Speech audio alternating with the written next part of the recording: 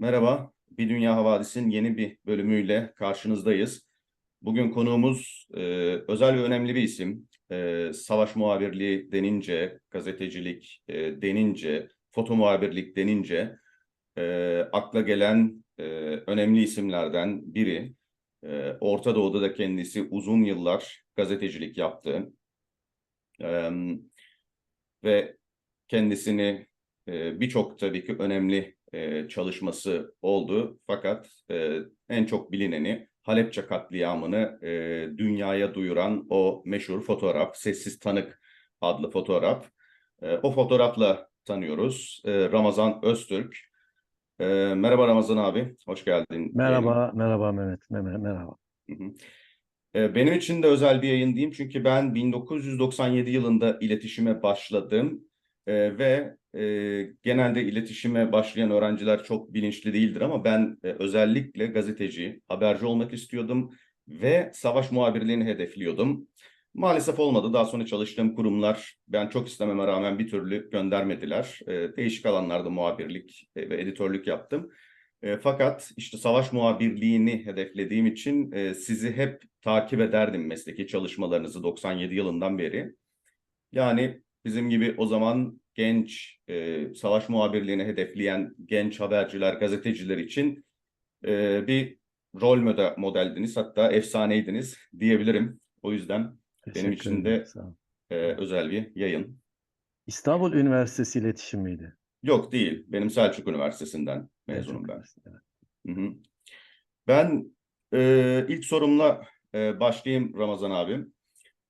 Malum 7 Ekim'de Hamas'ın saldırısıyla İsrail-Filistin çatışmalarının en kanlı ve ağır e, yaşandığı dönemlerden birine girdik. Evet. Bu yine sizin bölgeye çeşitli dönemlerde tanıklığınız oldu, orada çalışmalarınız oldu.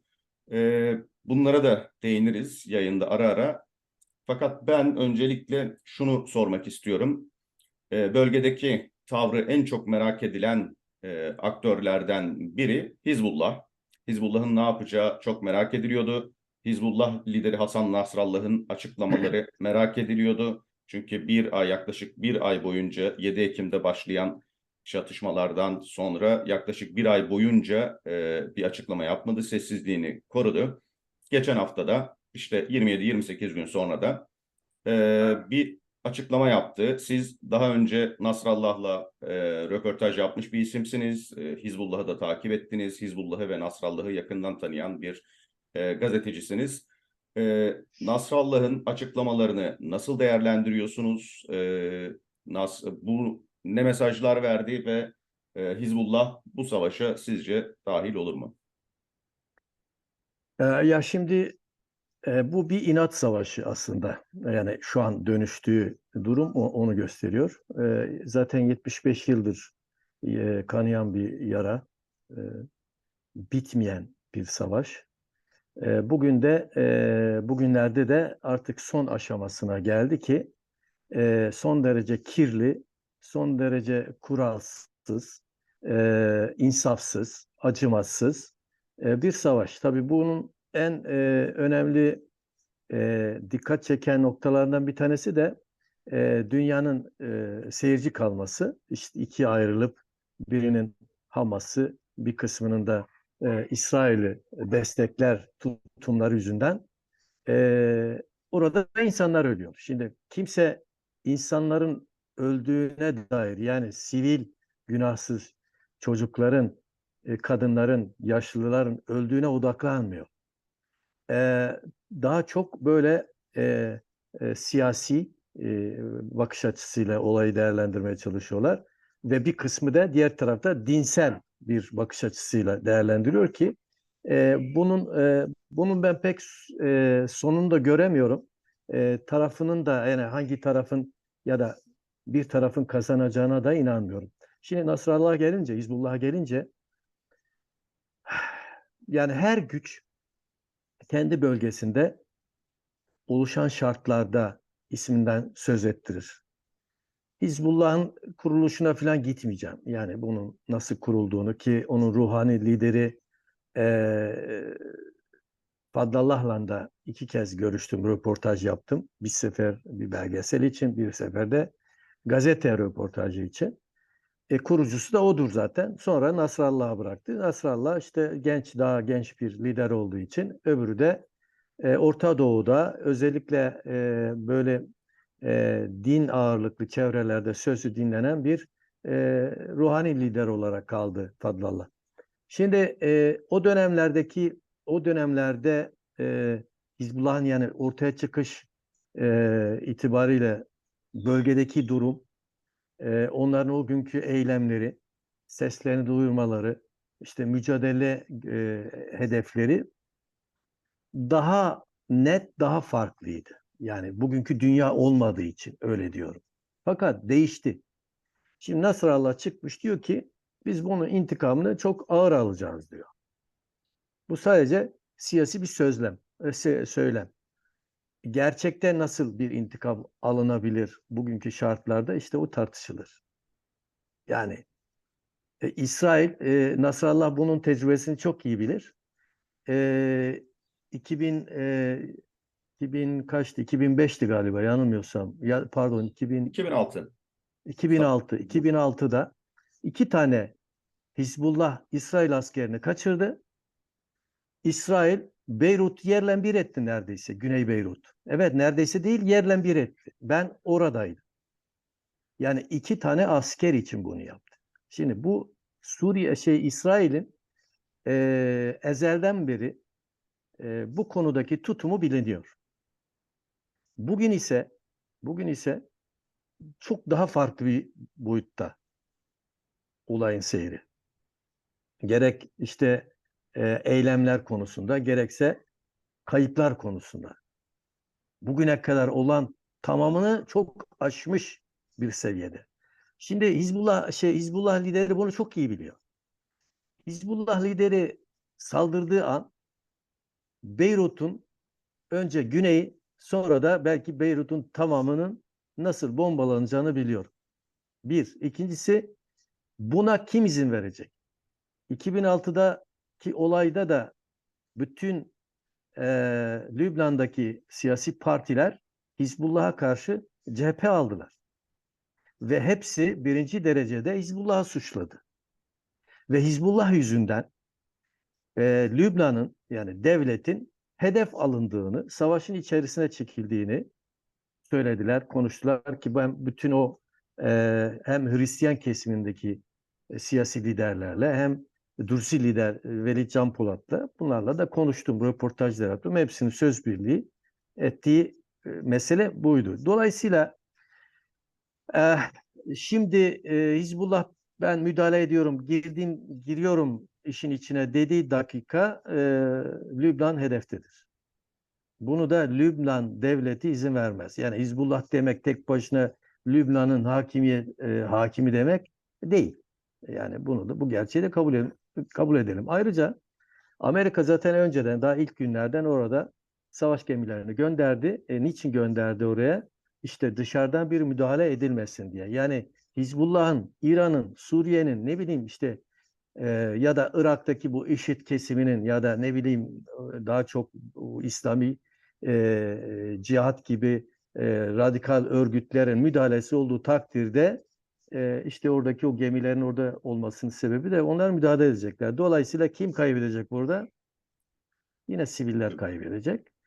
Ne Hizbullah kazanacak burada, ondan sonra ne de Hamas kazanacak, ne de Filistinlilerin 75 yıldır mücadele verdiği, savunduğu haklı davaları artık haksız bir dava durumuna düşecek. Yani bir şey yaparken arkasından ne gelir, artısını, eksisini hesap etmek gerekiyor. O bakımdan Nasrallah'ın böyle hani açıktan Hizbullah işin içine girdi, savaş devam ediyor gibi bir hamle yapacağını ben düşünmüyorum. Ama el altından zaten militanları mutlaka Gazze'de bulunuyorlar yani mutlaka. Yani orada Hamas tek başına bu olayı planladı ve de gerçekleştiriyor gibi düşünmek de biraz saflık olur. Yani e, Bu O önemli bir nokta. Siz o zaman 7 Ekim'deki Hamas'ın saldırısında direkt veya dolaylı olarak Hizbullah ve onlar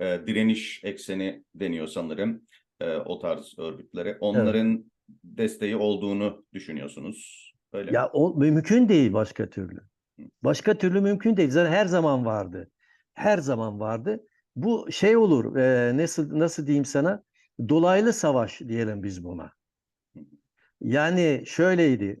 Beyrut'ta 15 yıl Lübnan'da bir savaş, iç savaş devam etti. Bu savaş sadece bu Lübnan'dakilerin savaşı mıydı? Hayır, değildi. Bu Orta Doğu ve Batı'nın, Orta Doğu ülkeleri ve Batı'nın savaşıydı. Yani bugün Amerika direkt olarak gidip de işte İran'la çatışmıyordu. Ne bileyim işte Fransa, İngiltere menfaatleri gereği Orta Doğu'daki herhangi bir ülkeyle gidip direkt arazide çatışmıyordu. Her bir ülkenin kendi taşeron örgütleri vardı. Yani onların desteklediği örgütler orada savaşıyorlardı. Ya, savaş buydu. Dolayısıyla 15 yıl süren, yüz binlerce insanın öldüğü, harabeye dönen bir Beyrut'ta bir anda ateş kesildi. Neden? Nasıl oldu da her şey bir anda halloldu? Hayır, değil. Çünkü artık o arkadaki e, güçler, devletler artık tamam dedi. Herkes kendi alacağını aldı, vereceğini verdi ya da kabul etti bir takım şeyler. Ondan sonra bir anda bitti. Dolayısıyla bu hep böyledir. İşte Suriye'de de bu devam ediyor, hala devam ediyor. Yani Suriye'de rejim karşıtı olanlar mı 11 kaç 12 mi 13 sene oldu bu savaşı devam ettiriyor? Bu mümkün değil. Yani burada her Orta Doğu üzerinde o bölgede hakimiyet kurmak isteyen Amerika'nın da, Rusya'nın da, Türkiye'nin de, İran'ın da ne bileyim bölgedeki bütün bölgedeki ve bölge dışında Batı ülkelerini ve Amerika'nın her birinin orada destek verdiği bir örgüt var. Yani onlar adına savaşıyor aslında. Olay bu kadar basit yani. Bunu artık yani bu devirde nasıl diyeyim sana yani bilgisayar çağının bu kadar ileri olduğu bir devirde bunu anlamamak için de gerçekten çok saf olmak gerekiyor. Dolayısıyla ben yani Hizbullah'ın dolaylı olarak e, destek verdiğine inanıyorum. Vermiyorum dese de kimse inanmaz. En başta ben inanmıyorum zaten. Ama direkt olarak ben savaşın içindeyim. E, Şu anki görünen e, fotoğrafa baktığımızda mümkün değil. Daha çok Nasrallah'ın siyasi bir açıklamaydı o. Evet, Nasrallah'ın zaten bu son açıklamasını, yani bir hafta önce yaptı, bir de dün de bir açıklama yaptı. Aşağı yukarı aynı şeyleri söyledi. Evet. Bu açıklamaların tonunun çok yumuşak olması, hatta Hizbullah'la İran'ın işte ilişkileri olduğu zaten biliniyor. İran'da bile bu açıklamaların yumuşak karşılandığı düşünülüyor, iddia ediliyor. Bu da sizin söylediğinizi destekliyor zaten. Yani Nasrallah direkt olayın içine dahil olmanın onlara nasıl bir bedel ödeteceğini bildiği için yumuşak bir açıklama yaptı şeklinde yorumlanıyor. Böyle mi düşünüyorsun abi sen de? Mutlaka yani şimdi Hizbullah'ın arkasında İran var. Hı hı. Yani Hizbullah'ın ben savaşa giriyorum dediği zaman İran'da ben savaşa giriyorum demek durumunda yani ben seyirci kalacağım siz çarpışın ölün ben de burada seyredeceğim diye bir şey mümkün olamaz. O zaman ne olur? Üçüncü Dünya Savaşı o zaman çıkar. Kim kaybeder? Artık bugünkü teknolojinin geldiği noktada e, cephede süngü göğüs göğüse savaş yok. Yani bunun bir nükleer bombayla her şey mahvolur. Kim kaybeder? Burası Siviller ve tüm kaybeder. Orta Doğu. Yani Orta Doğu'nun tamamı kaybeder. Yani tamamı kaybeder. Sadece savaşa giren ülkeler değil. Tamamı kaybeder bunu. Bunun farkındalar. Yani ayrıca Hizbullah da Lübnan'da yani bir siyasi parti aynı zamanda. Mecliste milletvekilleri var, seçimlere katılıyor. Yani siyasi parti kimliğini de bir tarafa atıp ondan sonra ben işte savaşa giriyorum deme lüksüne de sahip değil. Çünkü orada yaşıyor. Yani yani savaşa girmesi için yani o Lübnan devletine rağmen ben giriyorum ve sizi de beraberimde savaşın içine sürüklüyorum diyecek kadar da gücü yok yani. Onda kabul edelim. Yani güç nerede var? Güç işte nasıl diyeyim sana, yani böyle gerilla taktiği yapılan saldırılarla güç var. Böyle hani nizami bir harp tekniğiyle bugüne kadar süren bir savaş olmadı onlar tarafında, yani benim bildiğim kadarıyla. Peki 7 Ekim'e e, dönersek, 7 Ekim'deki Büyük Aksa Tufanı harekatı adını verdiği Hamas'ın saldırısına dönersek, İsrail gibi bir devlet böyle bir saldırıyı gözden mi kaçırdı, nasıl kaçırdı? Şimdi benim en çok kaçındığım olay şu.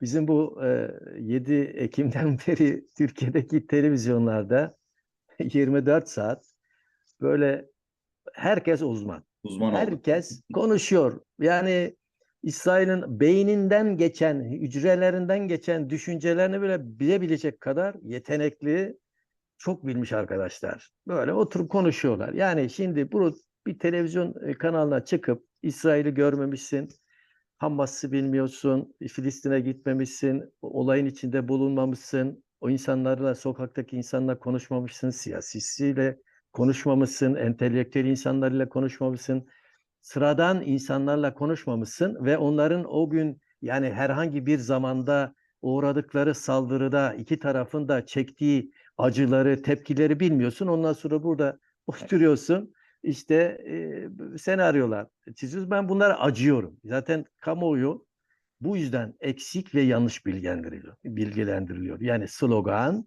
ve hep böyle ön yargı, hep tahmin, hep olabilir şu.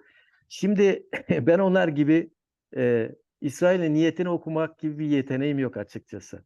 Ben e, orayı iyi bilen, evet bunu iddia ediyorum, iyi bilen, 7 tane de haber belgeseli yapan, onun ötesinde gazeteler için gidip orada röportajlar yapan, yazı dizileri hazırlayan bir gazeteci olarak konuşabilirim. Bir de Hamas'ın en yetkili ağızlarıyla röportajlar yaptım. Hizbullah'la yaptım. İşte Lübnan'daki siyasi parti liderleri olsun. Ne bileyim yani bunlarla İran'da da çok iyi biliyorum bir kere her şeyden önce.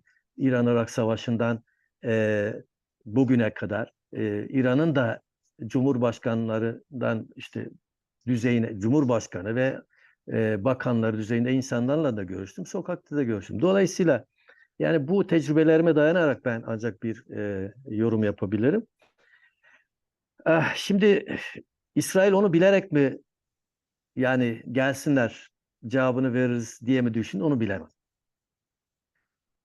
Hamas bunu tam zayıf tarafını bulduk, vuralım bitirelim diye mi hareket etti? Bu da çok çocukça, yani bunu yorumunu yapmak da çok çocukça olur. Bunu da bilmiyorum. Ama bilinen ve görünen o ki Hamas, bildiğim için söylüyorum, bunu yıllardır hazırlığını yapıyor. Yani Hamas'ın oradaki felsefesi İsrail devletini yok etmek, ortadan kaldırmak ve bu topraklardan sürmek, tamamen radikal dine dayalı şeriat kurallarının en katı biçimde uygulandığı bir yönetim biçimini kurmak.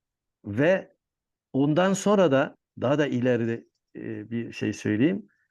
İslam dünyasına da militan bir öncülük etmek. Yani o ruhla. İşte bak biz böyle yaptık, bunu yaptık, başardık. Bir devleti yok ettik. Artık İslam adına biz konuşuruz gibi de bir hayalleri olduğunu o gittiğim dönemlerdeki bazı insanlarla yaptığım görüşmelerden duymuştum. Şimdi e, Hamas Gazze'yi biliyorsunuz 2007'de bir darbe yaptı, iç darbe yaptı. Ondan sonra El-Fethi'yi gönderdi, hatta kanlı gönderdi. Ondan sonra orayı tamamen ele geçirdi. Şimdi orada ki insanlar, benim bulunduğum zamanlar 2 milyona yakın diyorlardı. Bugün 2,5 milyon insandan bahsediliyor. Bu doğrudur, inanırım. Çünkü benim oradaki arkadaşlarım Bir zaman zaman gittiğimde bunları konuşurduk. Çünkü çok çocuk görürdüm ben sokaklarda. Henüz daha yürümeye yeni başlamış. İşte ondan sonra 5-6 yaşlarında, 7 yaşlarında, 10 yaşlarında yabancı olduğunuzu gördüğünde etrafınızı sarıyorlar ve hep zafer işareti yapıyorlar, slogan atıyorlar. Hepsi yani demek ki artık konuşmaya başladıkları andan itibaren bir militan gibi önce beyinleri yıkanan, yetiştirilen çocuklar. Budur yani bunu kimse öyle değil diyemez. O işte ben bunu görünce merak etmiştim. Arkadaşıma sordum. Dedim neden bu kadar çok çocuk var? Dedi ki Hamas'ın buradaki yaşayan insanlara birinci önerdiği şey çok çocuk yapın. Ölecek insana ihtiyacımız var. Yani ölecek militana ihtiyacımız var. Bir kere felsefe bu. Bu bakış açısıyla bakıyor.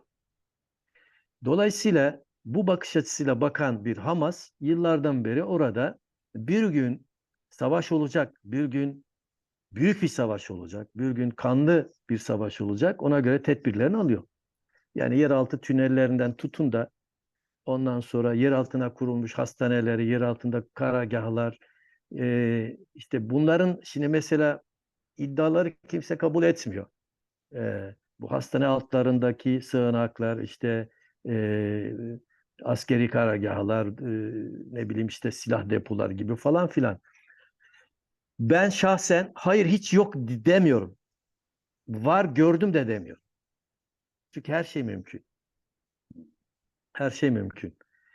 Ee, şimdi bunu Hamas evet yıllardır hazırlığını yapıyor da o gün 7 Ekim miydi?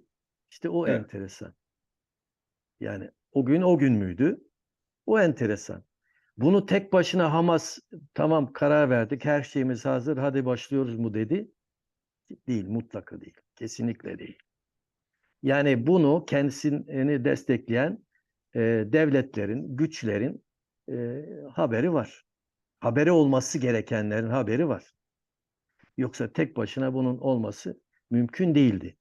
Şimdi böyle olunca yani 7 Ekim'de 20 dakikada 5.000 roketin atılması, ya füzenin atılması, işte öyle diyorlar tabii benim sayma gibi bir şansım yok. Sadece iki tarafın söylediklerinden yola çıkarak bu rakamı söylüyorum. Bu gerçekten bunu yapabiliyorsa başına geleceklerin de hesabını yapmıştır. Ben size söyleyeyim. Yani daha 2006'da iki askerin kaçırılmasından dolayı Beyrut'un güneyini yerle bir eden sadece Beyrut'un güneyini değil sınırda yani İsrail sınırındaki olan bölgeler de yerle bir etti. Ben oralara da gittim çünkü. Yapan yani yerle bir eden o saldırıyı düzenleyen İsrail bir de yani 5.000 tane füze gidecek. Orada da 1.000 küsür insanı yani 1.300 1.400 diye bir rakam veriliyor. Ne kadar doğru onu da bilemiyorum. Tabii bunların da çoğu sivil. Bu kadar insanı ölecek. Ondan sonra da İsrail rahat duracak. Yok rahat durmaz. Yani bunu Hamas da biliyor. Bunu Hizbullah da biliyor. Bunu bütün dünya da biliyor bir kere. Bunu İran da biliyor. Durmaz. Peki bunu bile bile niye yaptı? Yani şimdi asıl bizim kendimize sormamız gereken soru bu. Evet. Yani cevabın çok ağır olacağını bilen bir güç yani bir örgüt bunu nasıl yaptı? Ben en çok bunu düşünüyorum. Benim aklıma gelenleri söyleyeyim. Yani niyette okumayayım ama tahminlerimi söyleyeyim. Önemli bir Bir soru. Ben de kere soracaktım zaten. Buyurun. evet. Bir kere şunu söyleyeyim. Savaşta biliyorsunuz insanlar çok öldü hesabı yapılmaz. Hı hı. Mesela bir örnek vereyim. İran-Irak Savaşı zamanındaki ben İran-Irak Savaşı'nda başından sonuna izleyen bir gazeteciyim. Basra cephesini bataklıklarını Saddam mayınlarla cereyan vermişti ya ve bir de mayınlarla döşemişti. Yani bir kısmı bataklıklara cereyan verilmiş, bataklık olmayan yerlerde mayın döşenmiş. Şimdi o dönem yani bu ilk yılları, savaşın ilk yılları o dönemde işte İslam devrimi yapılmış, Şah'ın dönemindeki kalifiye yani askeri yetişmiş askerlerin çoğu ya kaçtı ya tutuklandı ya idam edildi. Dolayısıyla zayıftı yani. Şimdi cephede mayın temizleyecek kaç kişi var? Yok. Komutan çaresiz ama o şey bölge yani bir koridor açması gerekiyor öbür tarafa hücum yapabilmesi için ve asker gönüllü ve mesela tahminen bakıyor 200 tane asker girer ölürse işte bu koridor açılır. Çünkü gönüllü olarak askere gidenlerin hepsine bir plastik anahtar veriliyordu. Bunlar cennetten anahtar. Yani siz öldüğünüz dakika cennete gidiyorsunuz diye. İşte herkes de cennete gitmek için yarışıyor. Çünkü cennette vaat edilenler öyle ufak tefek şeyler değil. Dolayısıyla komutan 200 gönüllü istiyorum diyor. 400 kişi çıkıyor. Yahu 200 kişi yok 400 kişi. Yani arkadaşlar gidecek. Çaresiz kalıyor, salıyor. Patır patır patır şeyler patlıyor, mayınlar patlıyor ve koridor açılıyor. Öyle hücum ediyordu. Böyle bir böyle bir tecrübem de var ve aynı zamanda o bataklığa verilen cerranlarla. Şimdi konu dağılmasın diye söyleyeyim. Bir kere yani bir savaş olacaksa tıpkı verdiğim örnek gibi insan kaybı çok fazla önemsenmiyor. Çünkü çok önemsense savaş olmaz zaten. Yani herkes belli miktarda kayıpları göze alır. Bu ezelden beri de böyledir. Şimdi burada da Hamas kesinlikle kayıp sayısını göze almıştır. Tahmin etmiştir. Biliyor tepesine bombaların yağacağını. Biliyor İsrail'in ne hastane, ne okul, ne işte sivil kesim biliyor bunu. Bunu biliyor. Yani 2,5 milyondan bahsediyoruz. Şu anda verilen rakamlar 11 bine yakın bir insan sayısı veriliyor galiba. Evet, önemli olarak. 101 bin olsa ne olur? Bu işe girişen için. Ne olur? Sadece propaganda olur. Evet. Sadece İsrail çocukları, kadınları bombalıyor, öldürüyor olur. Evet, yapıyor bunu. İyi bir şey mi? Hayır, kesinlikle değil. Kesinlikle değil. Kesinlikle değil. Yanlış anlaşılmasın. Ama yani siz ormanı benzini döküp kibriti de çakıyorsunuz. Orman cayır cayır yanıyor. Sonra da eyvah diyorsunuz. Kuşların yuvaları vardı. İçinde işte hayvanlar vardı. Onlar yanıyor, onlar ölüyor diyorsunuz. Bunun içinde bağırıyorsunuz, çağırıyorsunuz, ağlıyorsunuz. Bu değil ki bunun çaresi. O orman yanıyor. İstediğiniz kadar bağırın. Önemli olan önce o ateşin yakılmamasıydı. Onun yakılmaması için ne yapmak gerekir? Şimdi bu bakımdan yani bugün biz tabii ki e, İsrail'in yaptığı gayri insani ve kesinlikle hiçbir savaş kuralına da uymuyor zaten. Burada yani adı savaş ama o bildiğimiz klasik savaş kuralları yok burada. Çok kirli, ahlaksız bir savaş. İki taraf içinde. İki taraf içinde böyle. İki taraf da cinayet işliyor zaten. İki taraf da savaş suçlu. Yani bunu kabul etmek lazım. Çünkü hiçbir kuralı yok. Biri ateşi yaktı, benzini döktü, kibriti çaktı, yanıyor orman. Öbürü de daha beterini yakarım diye saldırıyor. Olay bu. Ve bütün dünyada izliyor. Sadece siyasi demeçler. Siz gidin de o demeçleri o bombaların altında kalıp ölen, ailesini, çocuklarını, annesini, babasını, karısını, kocasını kaybeden insanlara sorun da bakın ne yapıyor size. Evet. Siz gidin de bu televizyonlarda yorumlarınızı onların yanında yapın da bakın ne oluyor size. Yahu önce ateşi söndürün. Yahu önce savaşı durdurun. Önce ateşi söndürün. Kimse ateşi söndürmüyor. Hatta bazıları da bir benzin de biz dökelim diyor. Onu çağrıştıran demeçler veriyor. Bazıları işte bir Yahudi düşmanlığı yapıyor. Kimi işte orada İslam Müslüman düşmanlığı yapıyor. Bu değil. Bu değil. Bunun temeli din savaşı. Evet, bu bir din savaşı aslında. Bazıları işte böyle de şöyle bir takım hayır efendim bu geçmişine gidin. Binlerce yıldır o topraklarda hep gözyaşı dökülmüş, kan dökülmüş. İşte geçmişteki Yahudilere yapılanlar, istilalar, fetihler sırasındaki olup biten. Şimdi ben tek tek onları isimlerini saymak istemiyorum. Çok zaman alır diye Hı hı. onları es geçiyorum biraz. Yani bunlara baktığınızda o coğrafya, o topraklar da hep kan var, hep gözyaşı var zaten. O topraklar hiçbir zaman barışta olmamış. Halbuki adı barışın görüldüğü yer. Ama hiç barış olmamış. Yani bu bakımdan e, ben bu kayıpların yani sivil kayıpların saldırıyı başlatan Hamas'ın göze aldığına inanıyorum. Şimdi Ramazan abi röportaj konusunda da çok tecrübeli bir isim olduğunuz için zaten benim soracağım soruların da birçoğunu cevapladınız. Ben üstlerine çiziyorum siz cevapladıkça. Ama devam etmeliyiz. Bu bölümü burada toparlayalım isterseniz. Bir sonraki bölümde kaldığımız yerden devam edelim.